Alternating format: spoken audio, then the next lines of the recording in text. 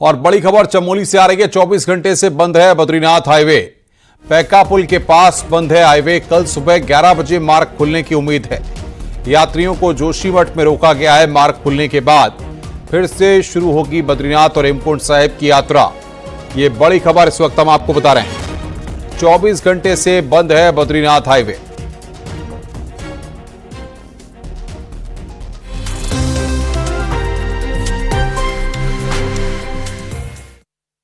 उत्तराखंड के कई इलाकों में भारी बारिश आफत लेकर आई है। 9 जिलों में भारी बारिश की चेतावनी है। नैनीताल, चमोली, पौड़ी गढ़वाल में तेज बारिश के आसार हैं। वहीं ऋषिकेश में गंगा का पानी घाट तक पहुंच गया है। अलकनंदा और भागीरथी नदी ने खतरनाक रूप ले लिया है, जिसके चलते सीएम धामी ने सभी जिलों के डीएम को अलर्ट पर रहने के लिए कहा है।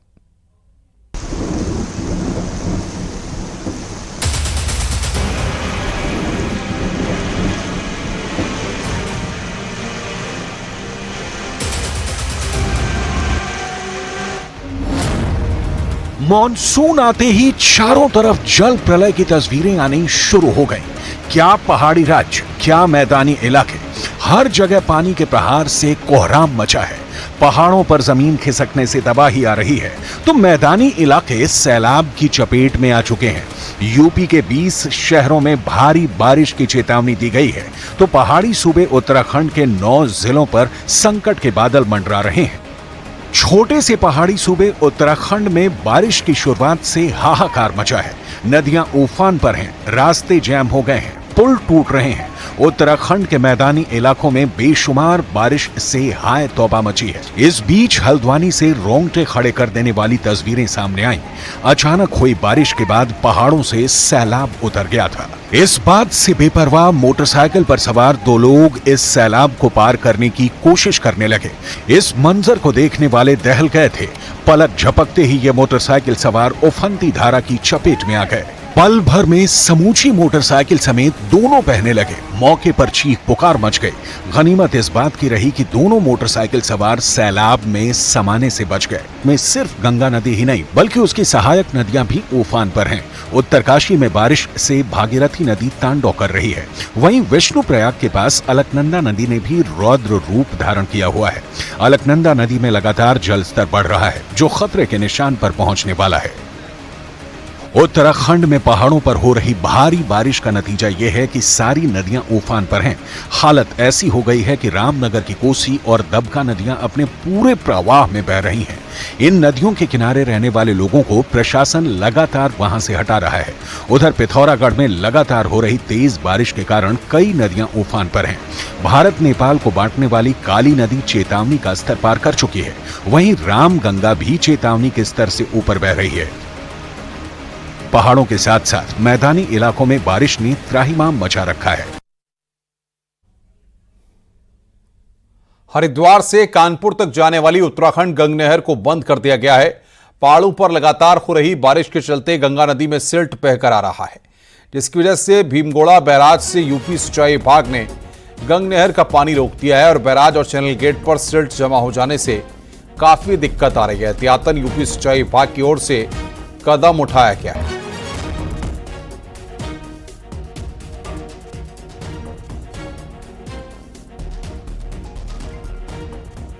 मौसम विभाग ने उत्तराखंड के 9 जिलों में रेड अलर्ट जारी किया है। इसी कड़ी में आज सचिव आपदा प्रबंधन ने स्टेट डिसऑर्डर कंट्रोल रूम पहुंचकर वीडियो कॉन्फ्रेंसिंग की और सभी जिला आपदा प्रबंधन अधिकारियों से अपडेट लिया। सचिव ने नेशनल हाईवे, स्टेट हाईवे के साथ ही ग्रामीण सड़कों को लेकर निर्देश दिए हैं कि जो भी मार्ग बंद हैं उन्हें जल्द खुलवाने के आदेश दिए। अलकनंदा समेत नदियों के जलस्तर को लेकर डीडीएमओ से जानकारी ली है। सचिव ने निर्देश दिए हैं कि आपदा प्रभावितों को राहत राशि देने में देरी न हो। 15 जून से लेकर अब तक बांटी गई राहत राशि और लंबित मामलों की भी रिपोर्ट मांगी गई है। माइनर कहीं पे कोई मलबा ज्यादा आ गया या कहीं बादल फट गया तो मलबा आ गया, तो उस पर भी हम लोग काम करते रहते हैं। तो हमारी टीमें जो हैं जनपद स्तर पे पूरी तरह मुस्तैदी से काम कर रही हैं। जो नोन जगहें हैं, जो इम्पोर्टेंट रोड्स हैं, उनमें हम लोग अलग अलग जगह पे मशीन डिप्लॉय करते हैं। इस बार भी हम लोगों ने किया हुआ है कि पब्लिक को सुविधा कम हो। चमोली के थराली वाण नंदाराजात मार्ग बंद हो गया है, जिसकी वजह से लोग परेशानियों में सफर करने को मजबूर हैं। सबसे बड़ी दिक्कत उन शिक्षकों की है जो लगातार स्कूलों या दूसरे कामों के लिए आवाजाही कर रहे हैं। वहीं जो महिलाएं घास का बोझ लेकर जंगलों से वापस घरों को लौट रही हैं, उन्हें भी बड़े बड़े नदी नालों को पार करना पड़ रहा है। तस्वीरों में देख सकते हैं किस तरीके से लोग जान जोखिम में डालकर सफर करने को मजबूर हैं।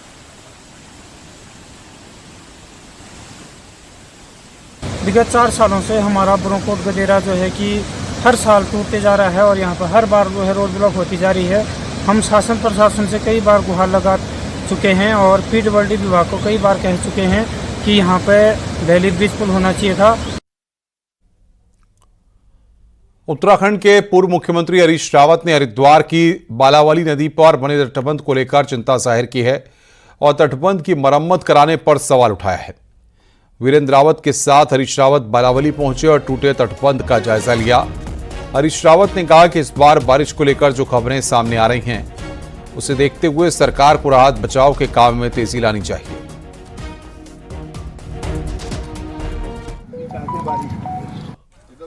पानी की बरसात की भविष्यवाणियां की जा रही हैं, तो उससे तो लग रहा है कि खानपुर और लक्सर के लोगों के लिए और बहुत बड़े क्षेत्र में गंगा के किनारे लोगों के लिए जीवन कठिन हो जाएगा। मैं बहुत चिंतित हूँ इस बात से और मैं प्रशासन से और राज्य सरकार से आग्रह करना चाहता हूँ कि अब भी कुछ नहीं बीता है, यहाँ कम से कम ठोकरें तो बना दें।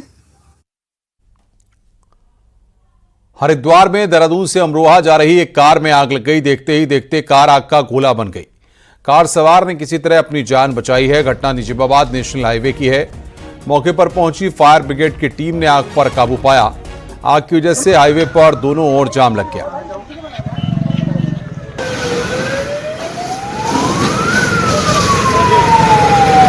दिखाओ इनको। खबर ऋषिकेश से है। लक्ष्मण झूला थाना क्षेत्र में एक रिसोर्ट में अवैध रूप से चल रही डांस और शराब पार्टी पर पुलिस ने छापेमारी की है। पौड़ी पुलिस ने रिसोर्ट मैनेजर, संचालक समेत 5 पर मुकदमा दर्ज किया है। पुलिस ने 38 लोगों को गिरफ्तार किया है। साथ ही 26 लोगों के खिलाफ पुलिस एक्ट में कार्यवाही की गई है। पुलिस को सूचना मिली कि पाम व्यू रिसोर्ट जोगियाना में कुछ लोग हुड़दंग मचा रहे हैं। प्रभारी निरीक्षक फोर्स के साथ पहुंचे, जहां रिसोर्ट में कुछ लोग शराब पीकर ऊंची आवाज में डीजे बजाकर हुड़दंग कर रहे थे और लड़कियां भी मौजूद थीं।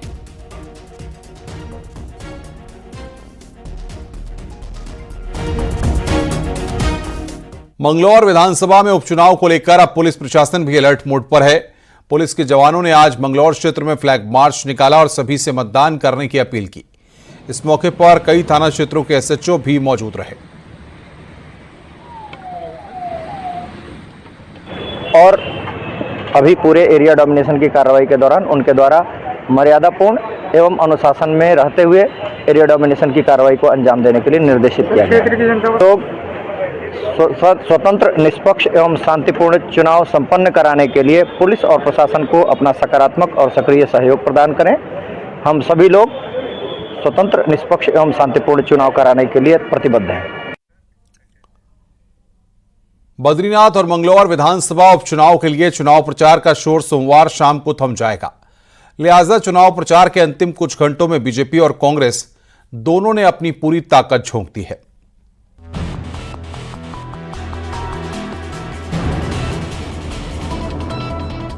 बद्रीनाथ मंगलौर विधानसभा उपचुनाव के लिए 10 जुलाई को मतदान होना है।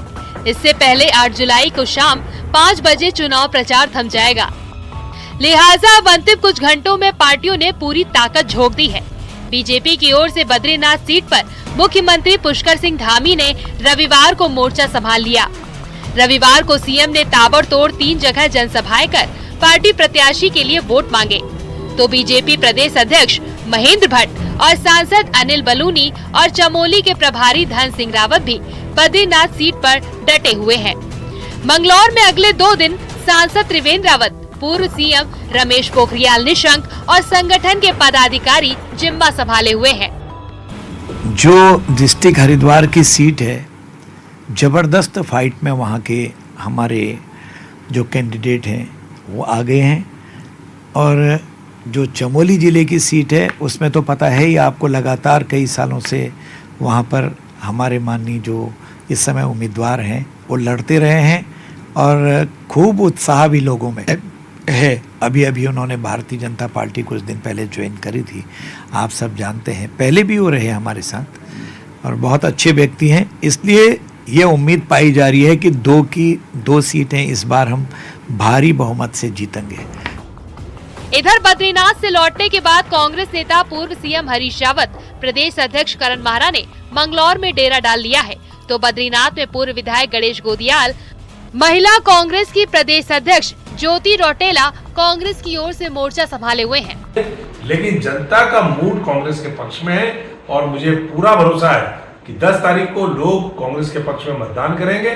हमने बूथ वाइज पूरे दोनों विधानसभाओं में अपने बूथों के जो तैनाती है वो पूरे के पूरी विधानसभा में, बद्रीनाथ में भी और मंगलौर में हमने कार्यकर्ताओं की तैनाती कर दी है और मैं समझता हूं कि नतीजे हर हाल में कांग्रेस के पक्ष में आने चाहिए। बहरहाल चुनाव प्रचार के अंतिम क्षणों में बीजेपी के बड़े नेताओं का बद्रीनाथ में डेरा डालना और कांग्रेस नेताओं का मंगलौर में डेरा डालना बताता है कि बीजेपी को बद्रीनाथ सीट से उम्मीद है तो कांग्रेस को मंगलौर सीट से। हालांकि मंगलौर में बसपा भी अपनी पूरी ताकत झोंकी हुई है। सुनील नवप्रभात, न्यूज़ 18 देहरादून। मुख्यमंत्री पुष्कर सिंह धामी ने पीपलकोटी में बद्रीनाथ उपचुनाव का प्रचार किया और बीजेपी उम्मीदवार राजेंद्र भंडारी के लिए जनता से वोट की अपील की। सीएम धामी ने कहा कि पीएम मोदी का उत्तराखंड से खास लगाव है। साथ ही कहा कि सड़कों का तेजी से निर्माण हो रहा है, जिससे 4 धाम की यात्रा आसान हुई है। कांग्रेस पर भी सीएम ने निशाना साधा।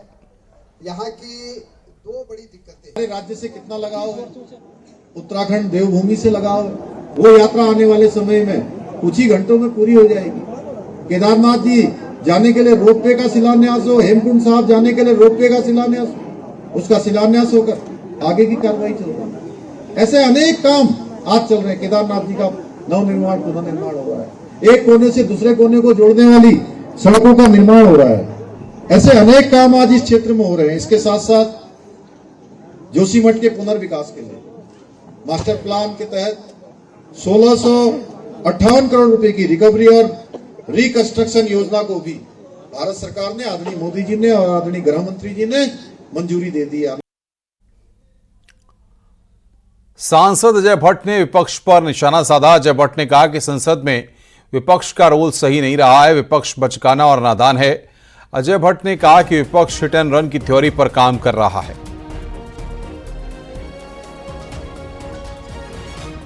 इसलिए मैंने कहा विपक्ष से बहुत बचकाना है, नादान है और जो हमारे नेता प्रतिपक्ष हैं उनको ज्ञान वास्तव में नहीं है। मैं तो समझता था तो बहुत विद्वान है, पर उन्होंने एक चीज़ पकड़ी है, हिट एंड रन, मारो और भागो। कुछ भी गलत बात कह जाओ और उसके बाद सुनने के लिए तैयार ही ना रहो। बद्रीनाथ दौरे के बाद कैबिनेट मंत्री गणेश जोशी श्रीनगर पहुंचे। जोशीमठ भूधसाव पर मंत्री ने कहा कि भूधसाव कोई मुद्दा नहीं है, इसलिए बद्रीनाथ विधानसभा उपचुनाव में इसका फर्क भी नहीं पड़ेगा। मंत्री ने कहा कि यहां के लोग विकास चाहते हैं जो बीजेपी करेगी। बद्रीनाथ क्षेत्र में भी किसानों को सरकार की योजनाओं का फायदा पहुंचा है। मुद्दा नहीं है। मैं वहाँ के लोगों से लगातार, मैं 3 दिन में कई सभाएं में करके आ रहा हूँ। वहाँ के लोग विकास चाहते हैं। दोनों सीटें भारतीय जनता पार्टी जीतने वाली है। ये आपके चैनल के माध्यम से मैं कहना चाहता हूँ। लोकसभा चुनाव जीतने के बाद आज पहली बार केंद्रीय मंत्री अजय टम्टा बागेश्वर पहुंचे। कार्यकर्ताओं ने केंद्रीय मंत्री का भव्य स्वागत किया। केंद्रीय मंत्री अजय टम्टा ने बागेश्वर और कपकोट में मतदाता अभिनंदन समारोह में जनता का धन्यवाद और आभार जताया। मंत्री ने सर्वश्रेष्ठ बूथों के अध्यक्षों को सम्मानित किया। के बाद हम सब लोग कार्यकर्ताओं का भी धन्यवाद दें, उनका आभार भी करें और जो उन्होंने मेहनत की उस मेहनत का परिणाम भी उन्होंने अपनी अपनी बूथों में ला करके दिया। से लेकर के बागेश्वर तक के काम का सर्वेक्षण का काम पूरा हुआ है और वहीं रामनगर से लेकर चकोटिया गैरसैंण के रेलवे लाइन का भी सर्वेक्षण का काम पूरा हुआ है और ये काम को भी हम बहुत जल्दी करेंगे। खबर चमोली से है, जहां पर प्रचार के दौरान कांग्रेस नेता रख सिंह रावत अलग ही जोश में नजर आए। जोशीमठ में जोर शोर से कांग्रेस प्रत्याशी का प्रचार किया। उन्होंने कांग्रेस के प्रत्याशी लखपत सिंह बुटोला के पक्ष में वोट मांगे। जिंदाबाद जिंदाबाद। बीते दिनों विकासनगर में एक लड़के की ठेली चलाने वालों ने आंख फोड़ दी थी। घटना के बाद बाजार में तनाव भरा माहौल था, जिसके बाद नगर पालिका प्रशासन और पुलिस ने रेहड़ी वालों पर एक्शन लिया था। ऐसे में अब कांग्रेस का रेहड़ी वालों पर हुई कार्रवाई का विरोध कर रहे हैं। कांग्रेस का आरोप है कि जब पालिका प्रशासन ने रेहड़ी वालों को रोजगार के लिए लोन दिया है और शुल्क लेकर रेहड़ी चलाने का लाइसेंस जारी किया है, तो एक रेहड़ी वाले की घटना को आधार बनाते हुए पूरे बाजार में गरीब लोगों की रेहड़ी पर जेसीबी क्यों चला दिया। संजय किशोर ने प्रशासन से घटना के षड्यंत्र में जिम्मेदार लोगों की जांच की मांग की है।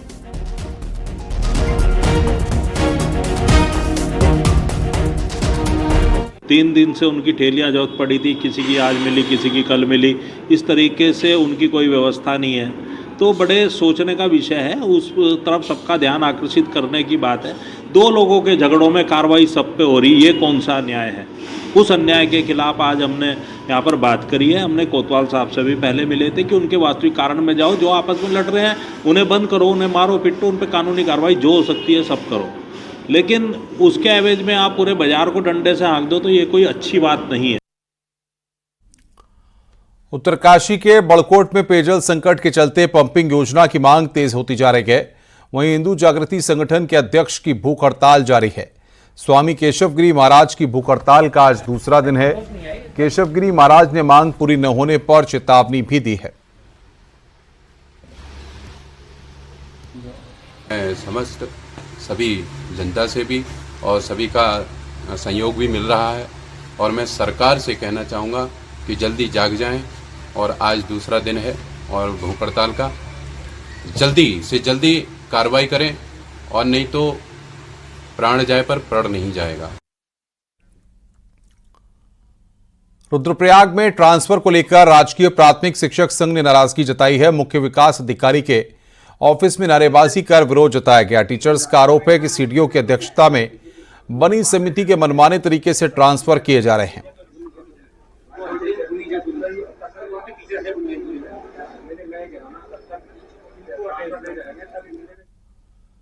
प्रदेश में 3 नए कानूनों को लागू करने के लिए पुलिस ने पहले से ही काफी तैयारी कर ली थी। अब नए कानूनों को देखते हुए नए विशेषज्ञों की जरूरत महसूस की जा रही है, जिसके लिए पुलिस को 311 विशेषज्ञों की दरकार है।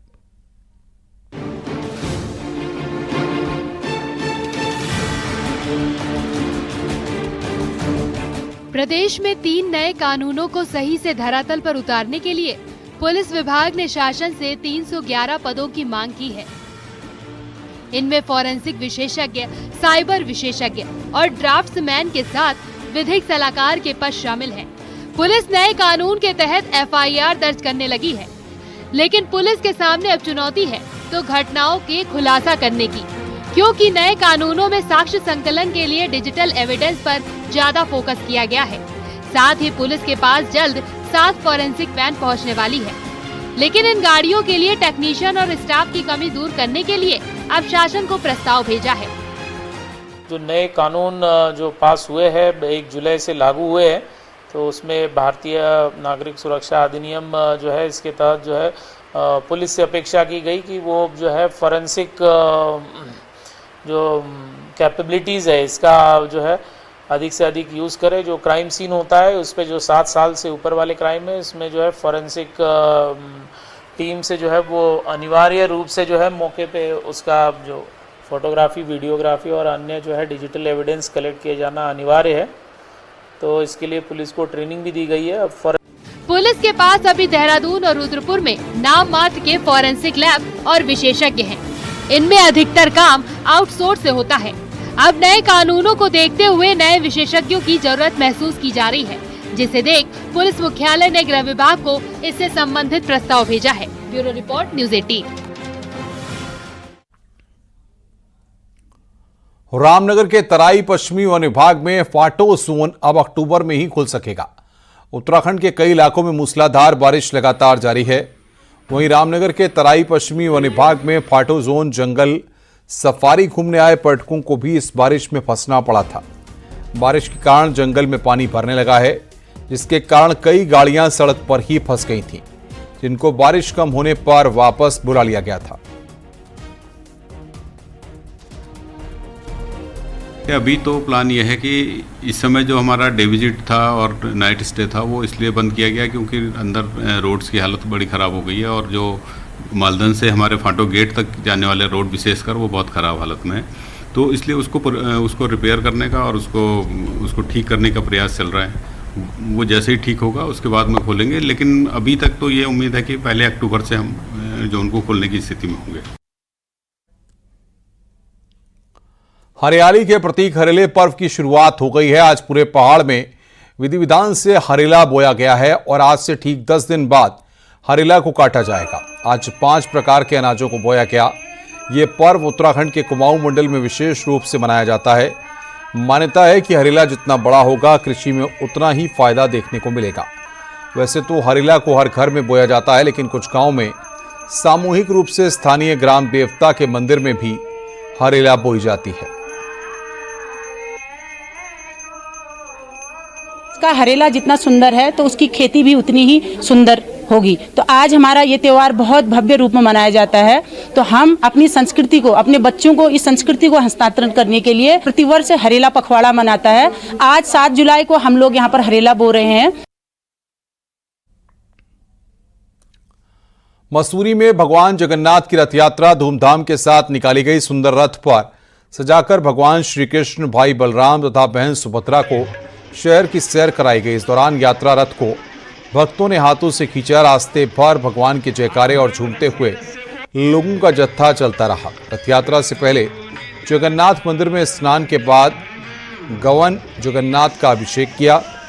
उनकी विशेष आरती की गई। बता दें कि हिंदू धर्म में भगवान विष्णु के अवतार कृष्ण को जगन्नाथ के नाम से जाना जाता है।